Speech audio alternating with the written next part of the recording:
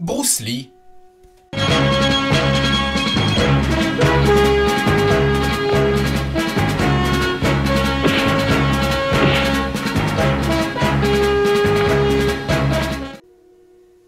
Vous le connaissez?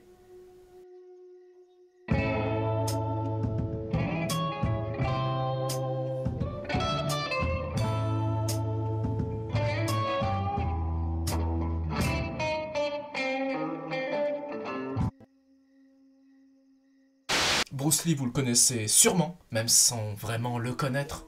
On sait qu'il a développé son propre art martial, le Jeet Kune Do.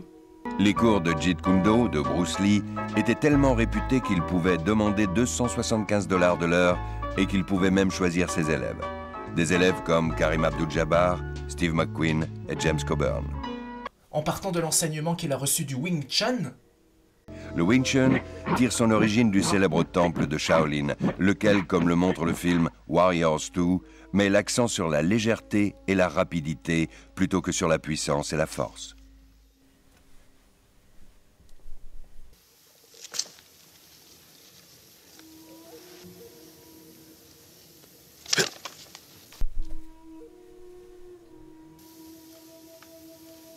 L'information passe par les yeux avant d'arriver au cerveau. Lorsqu'il transmet l'ordre à la main, il est déjà trop tard. Une des techniques de la boxe Wing Chun consiste à développer l'acuité sensorielle pour être plus rapide et utiliser au mieux ta force. Oh là là, c'est exactement le genre de vidéo qui donne envie de faire du kung-fu. Aujourd'hui, je profite de mon tube pour venir partager avec vous un document vidéo que je trouve assez intéressant. What is this thing you do? The way of the intercepting fist. Intercepting fist, huh? Or foot. You see? Aujourd'hui, un document vidéo. Your attack offers me an opportunity to intercept you. Jab. Oh, this time I intercept your emotional tenseness. Des images d'archives de Bruce Lee expliquant sa vision des arts martiaux. Maître Bruce, c'est à vous. Le kung-fu est originaire de Chine. C'est l'ancêtre du karaté et du jiu-jitsu. C'est une discipline plus complète, c'est un art plus fluide. Je veux dire par là que c'est plus coulé, il y a plus de continuité dans les mouvements. Ce n'est pas un premier mouvement, un second et on arrête. Le meilleur exemple serait un verre d'eau. Parce que l'eau est l'élément le plus doux qu'il y ait sur Terre. Et pourtant, elle peut pénétrer la roche la plus dure, que ce soit du granit ou quoi que ce soit d'autre. L'eau n'est pas entièrement une substance. Je veux dire par là qu'on ne peut pas la saisir. On ne peut pas la frapper et la blesser. Donc tout adepte du kung-fu essaye de faire ça, d'être doux comme l'eau, flexible et de s'adapter à son adversaire.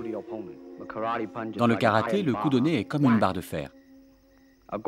Dans le kung-fu, c'est comme une chaîne en fer, avec une boule de fer attachée au bout qui peut blesser en profondeur. Bruce Lee n'était absolument pas un cancre. La grande ambition de sa vie était de faire connaître le kung-fu et le cinéma chinois au monde entier. Et il voulait montrer que les Chinois pouvaient être aussi brillants que les autres. En faisant une recherche d'images, je suis tombé sur ce document-là, et aujourd'hui, je viens partager cet extrait avec vous. On peut frapper avec les doigts, avec le poing, au visage ou plus bas. On utilise les jambes aussi, de face ou latéralement.